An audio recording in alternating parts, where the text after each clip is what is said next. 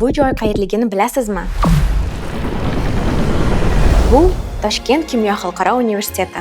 Bu yerda tibbiyot, biznes, ta'lim, san'at va muhandislik yo'nalishlari bo'yicha 38 ta bakalavriat, magistratura va doktorantura dasturlarida o'qish mumkin.